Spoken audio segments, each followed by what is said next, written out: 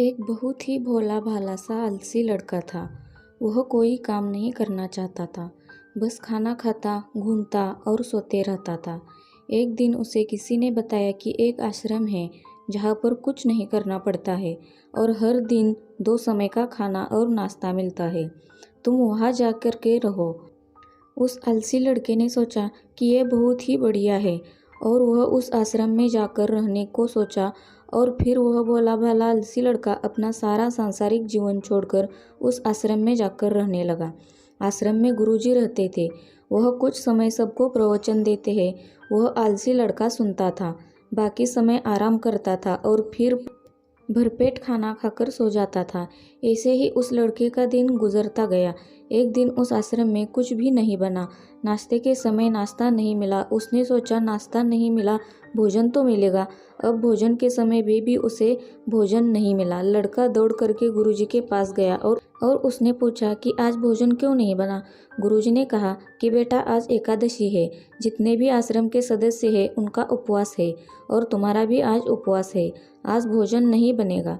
वह लड़का आलसी था और उसे भूख भी बहुत लगी थी।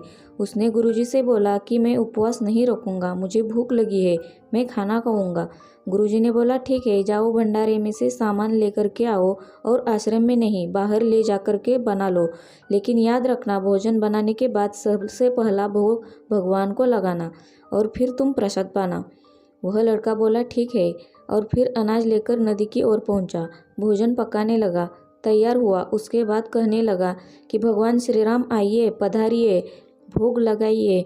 अब जब उसे लगा कि भगवान तो आ नहीं रहे हैं, तो फिर कहने लगा कि मुझे मालूम है आपको तो अच्छा खाने की आदत है, मैं बना नहीं पाया और मुझे अच्छा भोजन बनाने भी नहीं आता, लेकिन जो भी रूखा सूखा बना है आकर खा लीजिए। भगवान श्री राम उसकी सरलता पर बहुत ही प्रसन्न हुए और उस लड़के को दर्शन दे दिए। उसने देखा कि भगवान श्री राम आए हुए हैं और उनके साथ में माता सीता भी आई हुई है, लेकिन लड़के ने सिर्फ 2 लोगों के लिए ही भोजन बनाया था, एक अपने के लिए और दूसरा भगवान के लिए। और अब क्योंकि भगवान के साथ माता सीता भी आई हुई थी, तो उसने उस भोजन को माता सीता और भगवान के सामने ग्रहण करने के लिए रख दिया। भगवान श्री राम और माता सीता ने भोजन किया और उसके बाद जब वह जाने लगे तो यह भोला सा आलसी सा लड़का बोला कि प्रभु आप आए, दर्शन दिए, बहुत अच्छा लगा। मुझे खाने को कुछ नहीं मिला, लेकिन कोई बात नहीं। लेकिन आपसे एक विनती है कि अगली बार जब आप आएंगे तो कितने लोग आएंगे ये बता दीजिए, ताकि मैं उतने लोगों के लिए भोजन बनाकर रख सकूं। भगवान श्री राम मन ही मन मुस्कुराए और फिर अंतर ध्यान हो गए। लड़का आश्रम गया, दिन बीतता गया और फिर एकादशी का दिन आया और इस बार उसने 3-4 लोगों के लिए अनाज लेकर के खाना बनाने के लिए नदी के किनारे पहुंचा और उसने बड़े प्रसन्नता से भोजन बनाया और इंतज़ार करने लगा कि प्रभु आइए और भोग लगाइए।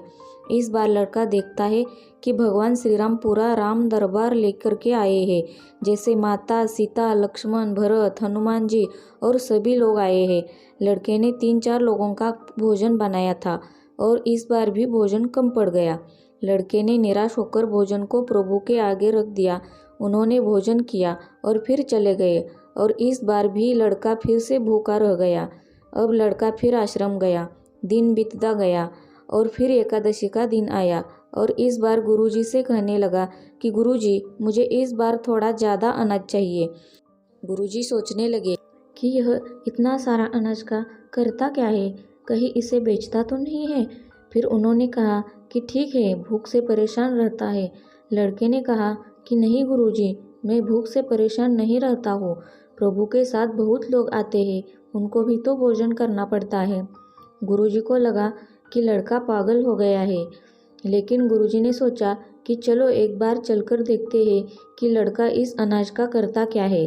वह भोला सा लड़का अनाज लेकर के नदी के किनारे पहुंचा और इस बार भोजन बनाया नहीं। उसने सोचा कि प्रभु हर बार ज़्यादा लोगों को लेकर के आते हैं, इस बार वह जितने भी आएंगे खुद बना करेंगे, भोग लगा लेंगे और फिर प्रेम से प्रभु को बुलाने लगा। गुरुजी ये सब छुपकर देख रहे थे कि ये भोजन तो बनाया नहीं और प्रभु को बुला रहा है, लेकिन लड़के ने देखा कि इस बार प्रभु के साथ बहुत से लोग आए हुए हैं, तो उसने प्रभु के सामने हाथ जोड़ करके कहा कि प्रभु माफ़ करना, आप बहुत सारे लोग आते हैं, मुझे संख्या पता नहीं होती है और मेरी हिम्मत भी नहीं होती है कि इतने सारे लोगों के लिए भोजन बनाऊं। आप स्वयं आइए, बनाइए, खाइए और भोग लगाइए। प्रभु मुस्कुराते हैं और अपने साथ आए सभी लोगों के साथ मिल करके भोजन बनाते हैं। गुरुजी ये सब चुप करके देखते हैं और फिर लड़के के पास आकर कहते हैं कि तुम ये कर क्या रहे हो।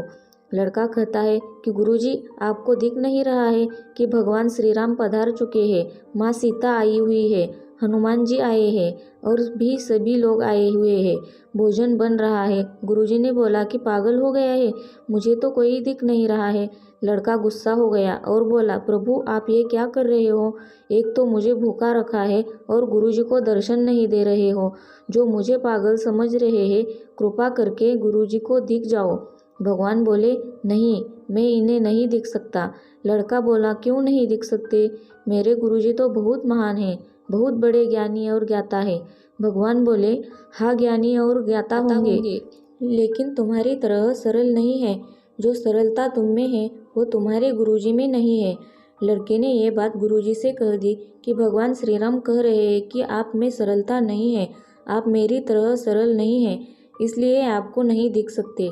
गुरुजी की आंखें नम हो गई और रोने लगे और बोले कि बिल्कुल सही कहा कि मेरे अंदर तुम्हारे जितनी सरलता नहीं है, और फिर माफ़ी मांगने लगे। फिर भगवान ने गुरुजी को भी दर्शन दिए। ये कहानी हमें सिखाती है कि जीवन में सरलता सबसे आवश्यक है। जितने सरल बने रहेंगे उतना जीवन में आगे बढ़ते चले जाएंगे। जब आप सरल होते हैं तो आप खुद भी मुस्कुराते हैं और दूसरों को भी मुस्कुराने की वजह देते हैं।